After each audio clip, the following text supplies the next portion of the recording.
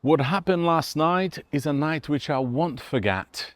At exactly 11:36 p.m. on my night shift of my taxi driving job, I picked up an 18-year-old lad.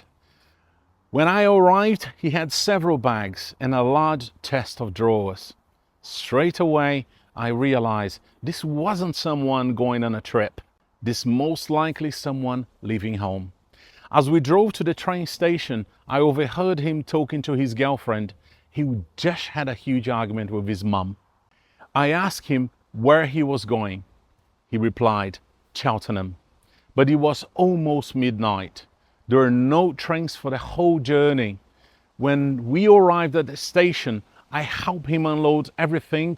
Before I left, I said to him, my friend, I think your ego is making this decision.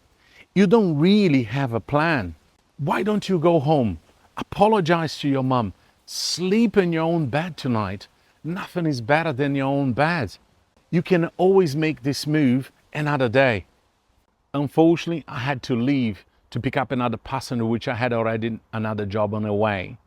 But the whole time, I couldn't stop thinking about that young man. Something kept telling me, go back. So after I dropped my last passenger, I drove back to the train station. Believe me or not, there he was, sitting on a brick bench, looking confused on his phone, still trying to work out what to do. I approached him and I said, there's no train, is it? Then he told me he was thinking about paying over £140 for an Uber, just to carry on with a decision he made in the heat of the moment. So I stood next to him and I said, let's think about this properly. If you're moving away, it's really what you want. How about this? Let's make a plan. You find a job first. Once you've got the job, ask if you can start in a week's time. Then find somewhere where to live. And then you make the move. Don't make one emotional decision. Create 10 more problems just because of the heat of the moment. Then I asked him, what do you think about my plan? He looked at me and said, I like it. I think that's a better plan. So I said to him, leave the move for another day. I'm happy to take you back home completely free of charge. I won't charge you a penny. And if you like, I am even happy to speak to your mum with you. As we stood there talking, I noticed old scars on his arm. Then when I realized this wasn't just about another argument, there were battles he would be carrying long before tonight. On the drive back, I asked him about his dad. He quietly said, I never met him.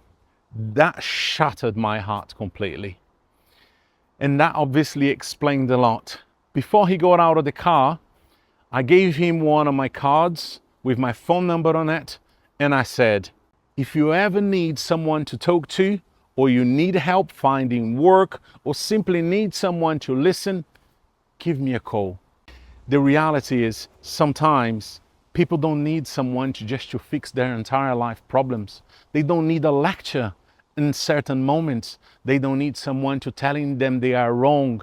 Sometimes they simply need one person who's willing to stop, listen, and extend a hand. You never truly know what someone is carrying. One conversation, one act of kindness, one person who chooses not to walk away, which that was me last night, can completely change the direction of someone's night. And sometimes it can change the direction of their life. And that's the reason why I reinforce the importance of No One to Talk actually exists. Because nobody should ever have to face life's hardest moments alone. If today you are carrying something that's too heavy, please don't carry it by yourself. Reach out, because someone, somewhere, is willing to listen to you.